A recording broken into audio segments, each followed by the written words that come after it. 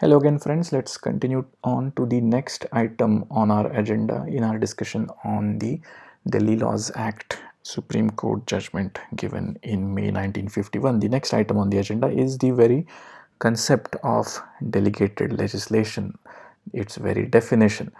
And like so many other things in political science and law, definition is not a very straightforward thing. Halsbury's Laws of England has attempted one definition: when an instrument of a legislative nature is made by an authority in exercise of power delegated or conferred by the legislature, then that instrument of legislative nature is called delegated legislation or subordinate legislation. I prefer Justice C.K. Thakkar's definition in his book on administrative law. When the function of legislation is entrusted to organs other than the legislature itself, the legislation made by such organs is called delegated legislation. So the common ground covered by both these definitions, I have tried to summarize it into these 3 bullet points. First of all, it is the act of lawmaking by a non-legislative body, and secondly, such lawmaking can be done only when the legislature has delegated the authority to do so, has delegated upon the non-legislative body the authority to make a particular law or a particular set of rules and regulations, for example. And this is called subordinate legislation. Now let's not get confused by the term subordinate, because it is something to do with delegation, like we have in a typical corporate environment. When you delegate something, some work, some task to your subordinate, and then that subordinate completes that task, and hence this is called subordinate legislation. Not at all, that is not at all the case. The term subordinate is used to differentiate this kind of legislation from the normal legislation, which is called sovereign legislation. Okay, so that is the difference: sovereign legislation and subordinate legislation. In our country, we the people of India are sovereign. Our representatives that we have elected form the legislature, and it is that legislature which makes our laws, and therefore those are called sovereign laws. When that sovereign legislature instead delegates the power to some non-legislative authority, which is either the executive or the judiciary, obviously, then the law made upon that delegation by that authority is called subordinate legislation and not sovereign legislation. Uh, at the outset, prima facie, this looks like some sort of an encroachment or some sort of a trespass by that non-legislative authority upon normal legislative function, which is why it is frowned upon by political scientists. Garner, in the book Administrative Law, calls it a necessary evil. It is perhaps more realistic to say that the government secures from Parliament such subordinate legislative powers as it wishes for itself, is Garner's opinion. Garner is trying to tell us that it is not just the or it is not at all the legislature which decides what is to be delegated, but the government which pulls to itself as much legislative power as it can. The executive tries to drag away from the legislature all the as much as the legislative power that it can. But it is nonetheless a necessary evil, not just an evil, but a necessary evil, even according to someone as disapproving as Garner. Why shall we call it a necessary evil? It is believed by now that it is inevitable that such a thing will happen.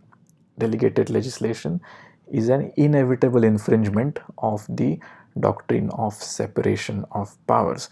The main reason behind this practice of delegating legislation onto non-legislative authorities or organs is the growth of the welfare state.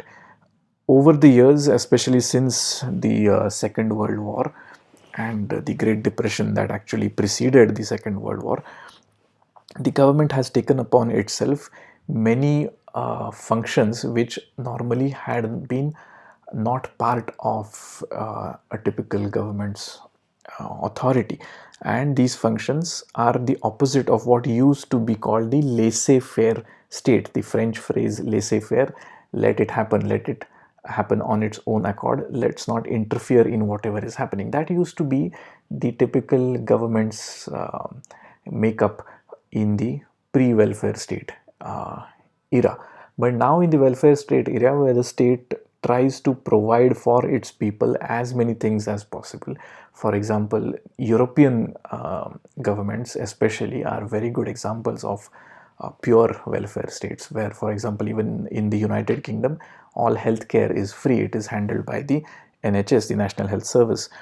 So we do not have that situation in the United States, for example, where they frown upon governments encroaching upon healthcare. Healthcare is entirely privatized, although there is now growth and development of things like Obamacare, etc. But anyway, uh, the growth of the welfare state and the growing responsibilities that the government is taking upon itself has resulted in an increase in the complexity of government as well, and all of this has resulted in the government drawing to itself legislative powers as well, powers that would have not normally been restricted to the legislative organ of the state. And if we look at some of the reasons why this has happened, is that because of this growing complexity in government, making so much legislation, writing so much legislation is becoming nearly impossible for Parliament to do for itself. There is a significant pressure on Parliament's time, and the day I'm making this video, actually the day I'm hoping to release it, if you have followed the news today, there have been quite a few interruptions in the parliamentary session, in the monsoon session of India's parliament today and the day before as well. For whatever reasons, we are not going into political discussions, but the point is, anyway, parliament's time is getting restricted, and then adding upon that tiny amount of bandwidth, all of these complexities of modern welfare state legislation is just not going to work out. That is one reason why the executive succeeds in sweeping away some of the legislative powers to itself. Secondly, technicality of subject matter also is a good enough reason for delegating certain legislation to the executive authority. The executive authorities that are specialists in that particular subject are likely to understand the technicalities better than Parliament, which would have to appoint a committee of its own, which would then investigate upon that particular subject matter, and meanwhile a lot of time would have passed. Another reason given for the growth of delegated legislation is that it is flexible. Imagine a typical enactment which goes through the Lok Sabha and the Rajya Sabha and then receives assent by the president. Imagine that needs to be amended.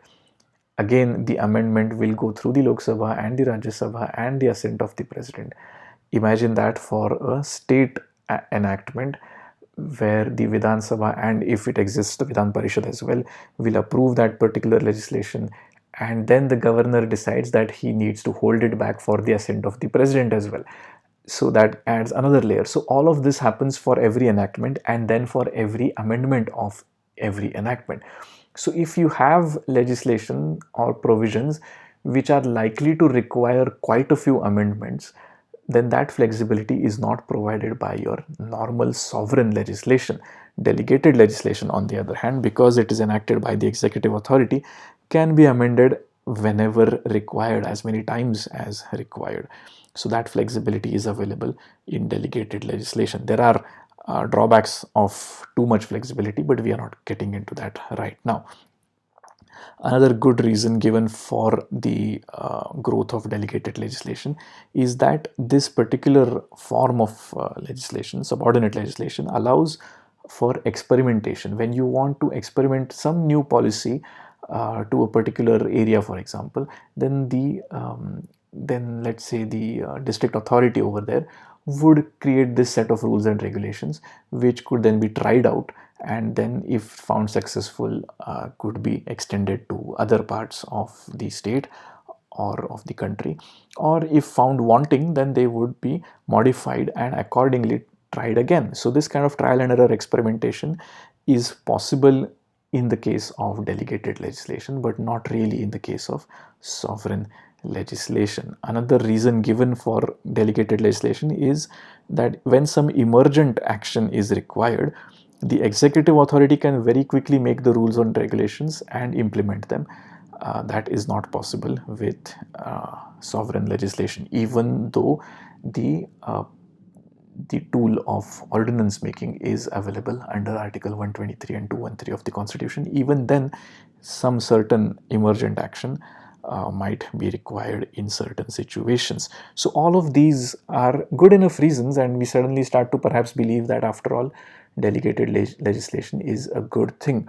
Unfortunately, the courts have not always thought of that. In India itself, the very famous case Jatindranath Gupta versus State of Bihar, this is a federal court judgment, which is why we have not discussed it. We are of course on the Supreme Court Historian YouTube channel and not the Federal Court Historian YouTube channel.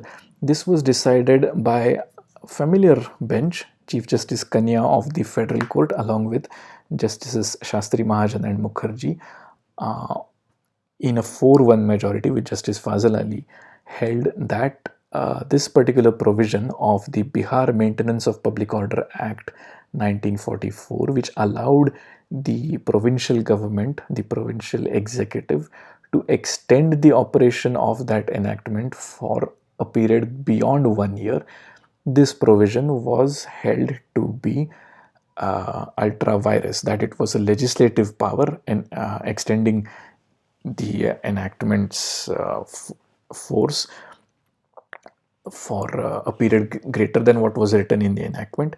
That was held by this 4-1 majority to be a legislative power and therefore could not be delegated. So this confusion existed in India, what all can be delegated and what all cannot be. Exactly where is the line to be drawn? Jatindranath Gupta did not solve that issue. In fact, it further made it difficult.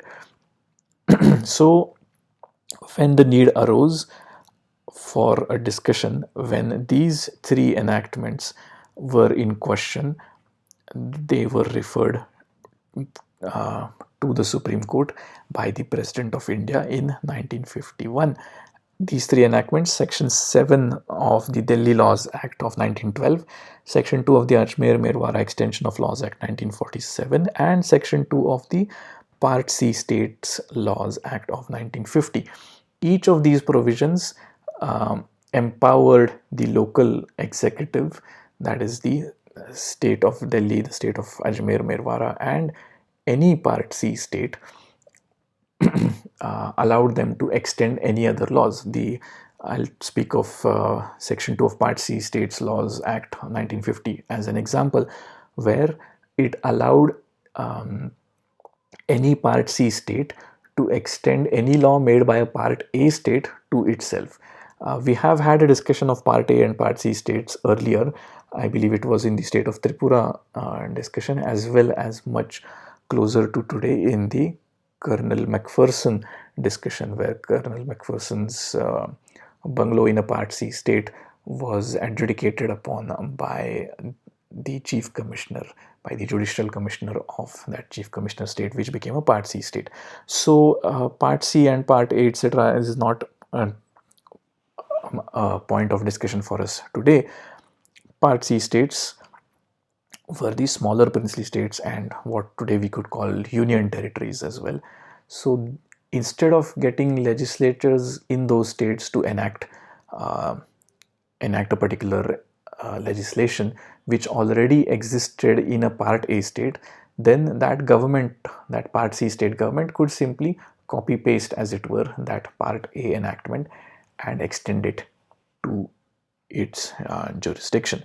So can this be done was the question before the President of India, and he then referred this question of